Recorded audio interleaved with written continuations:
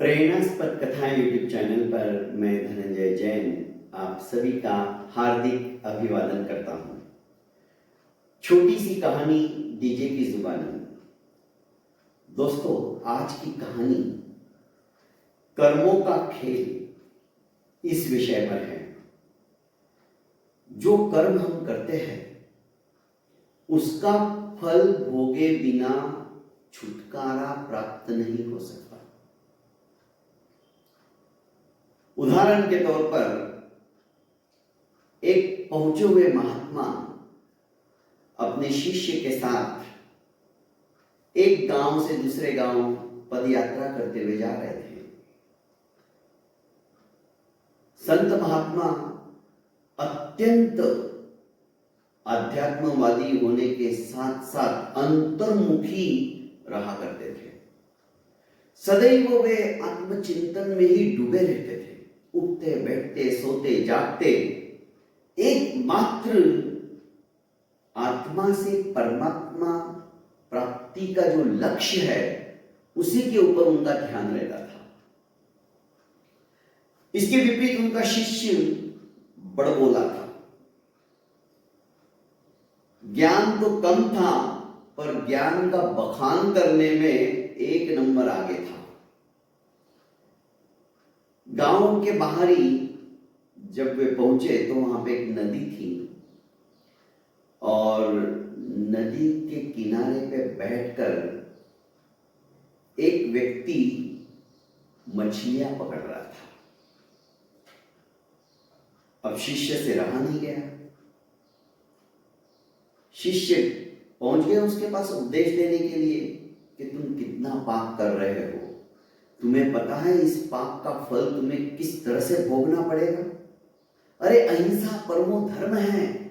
जैसे तुम्हें अपनी जान प्यारी है ना, वैसे सभी प्राणी मात्र को उनकी जान प्यारी होती है। तुम व्यर्थ के अंदर इन मछलियों को क्यों पकड़ रहे हो, क्यों मार रहे हो। पहले तो बेचारा मछुआरा महात्मा समझकर कुछ बोला नहीं, पर ये तो नॉन स्टॉप शुरू हो गए। गुरुजी काफी आगे निकल गए थे और इनका समझाना कम नहीं हो रहा था। ये झुंझला उठा था।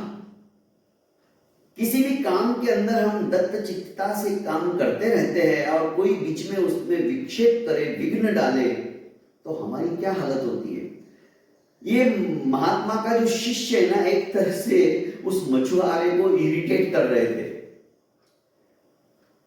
महात्मा ने देखा कि शिष्य कहीं दिख नहीं रहा है आजू बाजू में, तो पीछे मुड़ के देखा तो अरे इसकी आदत के अनुसार जरूर इसको कुछ न कुछ उपदेश देने लग गया होगा। फटाफट तेज गति से आया और उसका हाथ पकड़कर अपने साथ वापस लेके गए। अरे रुको रुको ना गुरुदेव, मुझे उसे समझाने दो। अपने को किसी को समझाने की जरूरत नहीं। गुरुदेव आप कैसी बात कर रहे हो, हम उपदेश देने के लिए तो संत बने हैं और हमने यदि उनको सच्चा राह नहीं दिखाई, सच्चा सन्मार्ग नहीं बताया तो ये तो नरक में ही जाएंगे। हमारा कर्तव्य है। महात्मा ने कहा कि देखो शिष्य, मैं तुम्हें कई बार समझा चुका हूं, निज पर शासन फिर अनुशासन। पहले अपने आप को ढालो, अपने आप के जीवन के अंदर वे सारे गुण उद्भूत कर लो, जागृत कर लो, उत्पन्न कर लो और उसके पश्चात हम किसी और को बोल सकते हैं। तब हमें अधिकार है किसी को उपदेश देने का। क्योंकि तिन्नानम तारयानम, प्रकृति के अंदर, अर्धमागधी भाषा के अंदर कहावत है, पहले खुद तीरो बाद में दूसरों को तारो। पर यदि हमने खुद को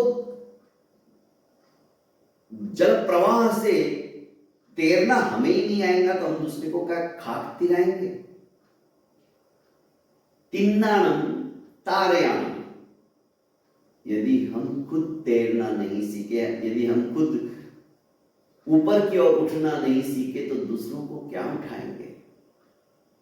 नहीं तो हमारी स्थिति डुबोई आलम हो जाएगी। हम खुद तो डूबेंगे, दूसरे को भी ले डूबेंगे। जिसको तैरना ही नहीं आता है वो तो बंदा तो गया काम से फिर। पर यह शिष्य मानने को तैयार नहीं था कि नहीं गुरुदेव, हम तो कुछ ऐसा अनर्थकारी काम करते ही नहीं है जिससे कि हमारा जीवन का ह्रास हो, पतन के गर्त के अंदर हम गिरे। हमने ऐसा कब काम किया? महात्मा चुप हो गए, सोचे इसकी आदत है, छोड़ो। करीब 2 वर्ष के पश्चात महात्मा अपने इसी शिष्य के साथ फिर से उस गांव की तरफ आए, क्योंकि महात्मा लोगों का काम ही है बहता पानी निर्मला पड़ा गंदीला होए। इस उक्ति के अनुसार संत महात्मा एक गांव से दूसरे गांव, दूसरे गांव से तीसरे गांव घूमते रहते हैं, कहीं भक्तों के अंदर ममत्व जागृत ना हो जाए। देखो कितनी उच्च कोटि की साधना है इन लोगों की। खैर 2 वर्ष के पश्चात जब वे उसी गांव के अंदर आने लगे, उसी नदी के किनारे एक सांप, जिसको कि थोड़ा सा घायल हो चुका था और हजारों चींटियां उसे काट रही थी और सांप तड़प रहा था। महात्मा के शिष्य को फिर दया आ गई, भागे और चींटियों के उस झुंड को अलग करने लगे। महात्मा ने रोका उसे कि शिष्य क्या कर रहे हो? कि महात्मा देखो ना, गुरुदेव देखो, ये बेचारा सांप तड़फड़ा रहा है और ये हजारों चींटियां उसको नोच रही है। शिष्य को उठाया और कहा कि देखो शिष्य, तुम्हें मैंने 10 बार कहा, तुम किसी का भी भला और बुरा करने के हकदार नहीं हो।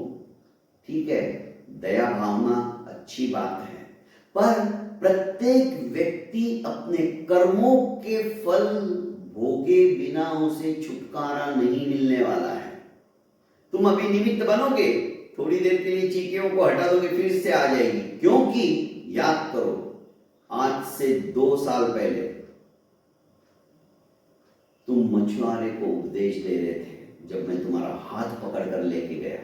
हाँ गुरुदेव, याद आ गया, आपने मुझे रोक दिया था, मैं उसे समझा रहा था। हाँ, तो ये जो सांप है ना, ये वही मछुआरा है, और ये जो चींटियां है, ये सारी मछलियां है जिसको इसने मार दिया था। अब ये बदला ले रही है। कर्मों के फल को भोगे बिना किसी को भी राहत नहीं है, छुटकारा नहीं है। ये कर्म सिद्धांत है, कर्म फिलोसॉफी है।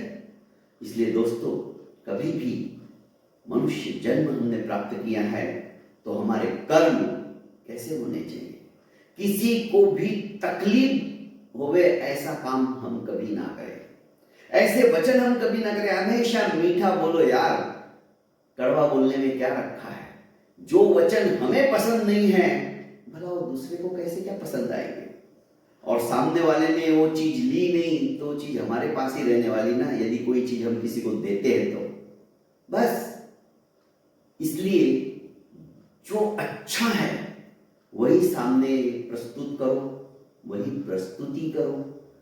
जो अपेक्षा हम रखते हैं वैसा ही सामने वालों को बांटो, यही नेक कर्म है। बहुत बहुत धन्यवाद दोस्तों। प्रेरणास्पद कथाएं यूट्यूब चैनल को आपने अभी तक लाइक एवं सब्सक्राइब नहीं किया है तो कर लीजिए और ज्यादा से ज्यादा अपनों को फॉरवर्ड कीजिए। प्रणाम।